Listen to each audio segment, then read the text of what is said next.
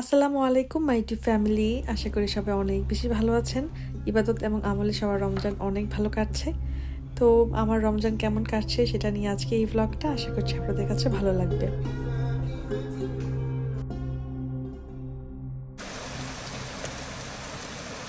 ভোর রাত্রে গলা দিয়ে কথাই বের হয় না।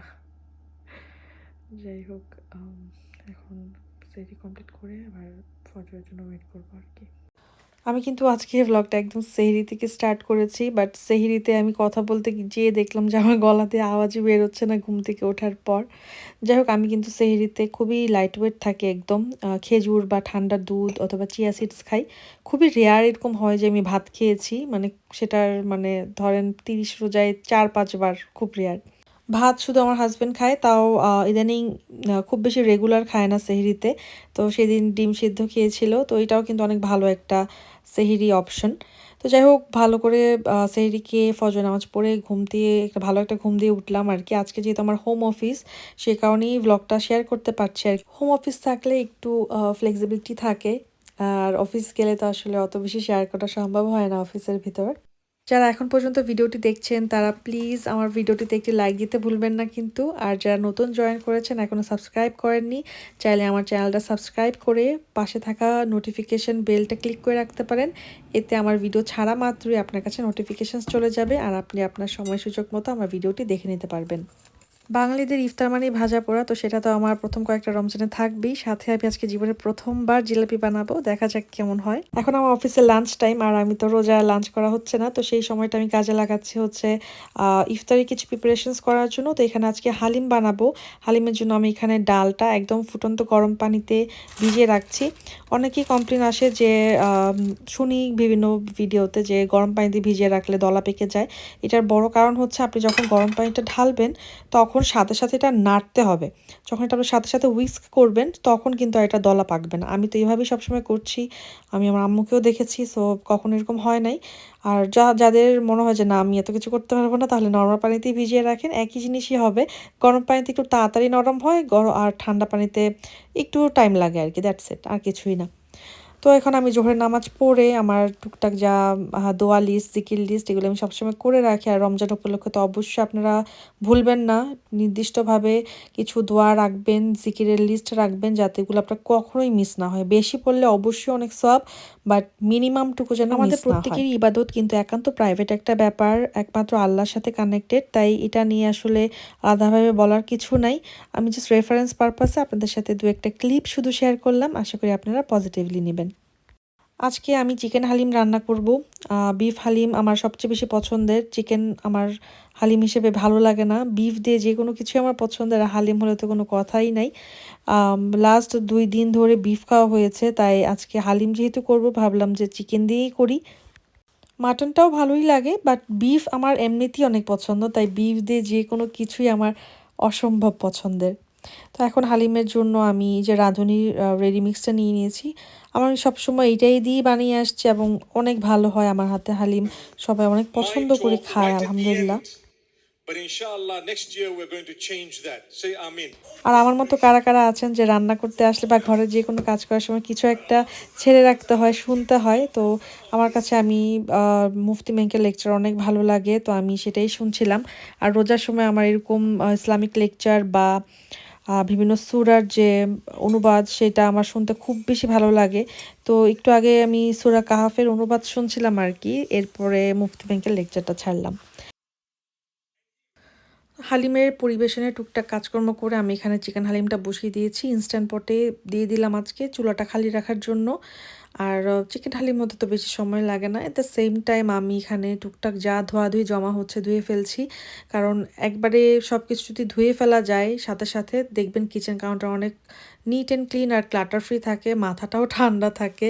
তো অনেকে জিজ্ঞেস করে আপু কীভাবে কাউন্টার পরিপাটি থাকে। আসলে যদি আপনি সাথে সাথে সব কাজ একটু করতে থাকেন, দেখবেন যে সব মানে ক্লিন হয়ে যায়।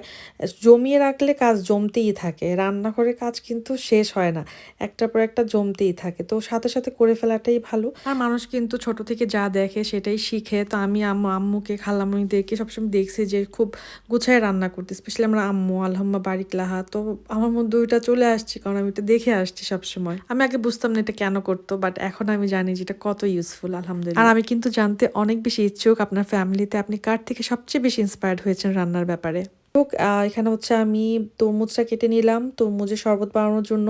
তরমুজটা দেখে মনে হচ্ছে যে খুবই ভালো হবে খাওয়ার জন্য, বাট কেন জানি মনে হলো যে না, এটা শরবতের জন্য ঠিক আছে। তো সেই জন্য শরবত বানিয়ে নিচ্ছি, কোনো চিনি দিব না। তরমুজ এমনিতেই যথেষ্ট মিষ্টি থাকে। যারা এখনও সাথে আছেন ভিডিওর, আশা করি আপনাদের কাছে ভিডিওটা ভালো লাগছে। ভালো লাগলে প্লিজ একটা লাইক দিতে ভুলবেন না। আর যারা চ্যানেলে নতুন জয়েন করেছেন চাইলে কিন্তু সাবস্ক্রাইব করে রাখতে পারেন। এই তো এখন এই যে পেঁয়াজুর যে ডালটা, এটা কিন্তু আমি আপনাদের সাথে নিয়ে আমি ফ্রিজে ফ্রোজেন করে রেখেছিলাম। এখন জাস্ট নামিয়ে রেখেছিলাম 2 ঘন্টা আগে। আর পেঁয়াজ, কাঁচামরিচ, ধনেপাতা আর হলুদ মরিচ গুঁড়া দিয়ে মাখিয়ে নিলাম। এটা যে কত বড় হেল্প হয়, আর কর্মজীবী নারী হিসেবে আমার জন্য তো অনেক বড় লাইফ সেভার। আর এখানে বেগুনিও ভেজে নিয়েছি, বেসনের প্রিমিক্স রেডি ছিল। দেখেন কত সুন্দর ফুলকো বেগুনি হয়েছে, আলহামদুলিল্লাহ। এই যে বেসনের প্রিমিক্সটা রেডি থাকা, ডালটা ফ্রিজে ব্লেন্ড করে রাখা, এটার কারণে আমার অফিসের পর তেমন কোনো কষ্টই হয়নি এগুলো বানানোর জন্য। আপনাদের কার কোনটা বেশি ভালো লাগে আমাকে কমেন্ট করে জানাবেন। কিন্তু আমার কিন্তু পেঁয়াজু আর বেগুনি অনেক বেশি ফেভারেট। আলুর চপও ভালো লাগে, বাট বেগুনি আর পেঁয়াজুটা মাস্ট থাকাই লাগে আমার ইফতার প্লেটে। আর আমি কিন্তু বলেছিলাম আজকে আমি জিলাপি বানাবো। তো এগুলো ভাজাভাজি করতে করতে আমি কিন্তু জিলাপির যে মিশ্রণটা, ওইটা ব্যাটারটা, ওইটা কিন্তু আমি একটু রেস্টে রেখে দিয়েছিলাম। এই যে এরকম একটা কনসিস্টেন্সি হবে।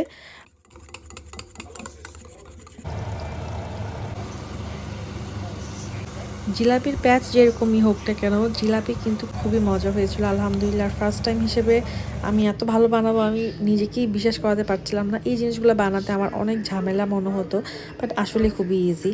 আগে সবসময় দেখতাম দেশে বাইরে যারা থাকে এরকম জিলাপি বানায়, এখন বুঝি কেন বানায়, কারণ এখানে আমাদের এখানে পাওয়া যায় না এগুলা। লন্ডনের দিকে খুবই অ্যাভেলেবেল, বাট আমাদের এখানে পাওয়া যায় না। তো এখানে ইফতার সার্ভ করার সময় আমার হাতের ধাক্কা লেগে শরবতের গ্লাসটা পড়ে যায়।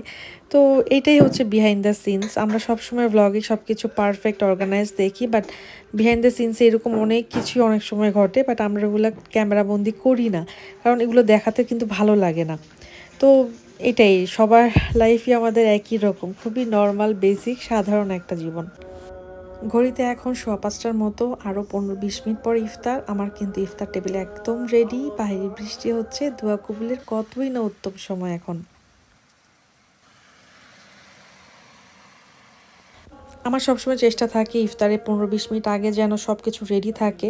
আমার দরকার নাই একদম গরম গরম মুচমুচে ভাজা ইফতারই খেতে হবে। আর 15-20 মিনিটের জন্য কিন্তু ইফতার ঠান্ডাও হয়ে যায় না। তো এই সময়টায় দোয়া কবুল করার জন্য দোয়া করাটা অনেক গুরুত্বপূর্ণ। আমরা জানি না এই সময়টা আমরা আবার পাবো কি পাবো না।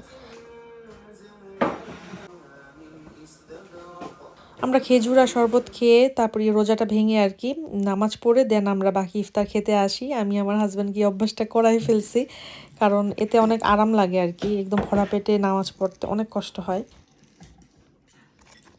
আর আল্লাহুম্মা বারিক, দেখেন যে বেগুনিগুলো কিন্তু এখনও অনেক মচমচে আছে। অলরেডি কিন্তু আধা ঘন্টার উপরে হয়ে গিয়েছে আমরা ইফতারে রোজা ভেঙে নামাজ পড়ে আসছি। তো এখন ইফতার, মেন যে ইফতার আমরা সেগুলো করবো আর কি, মুড়ি মাখা টাখা খাবো।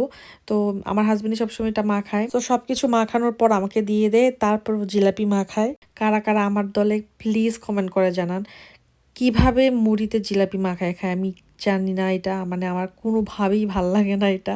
আমি জানতে চাই যে কারা আমার টিমে, কারণ আমার এখনও মাথায় আসে না যে কিভাবে মুড়িতে জিলাপি খায় মানুষ। যাই হোক, খায়, আমার সামনেই বসে একজন খায় আমি নিজেই দেখতেছি।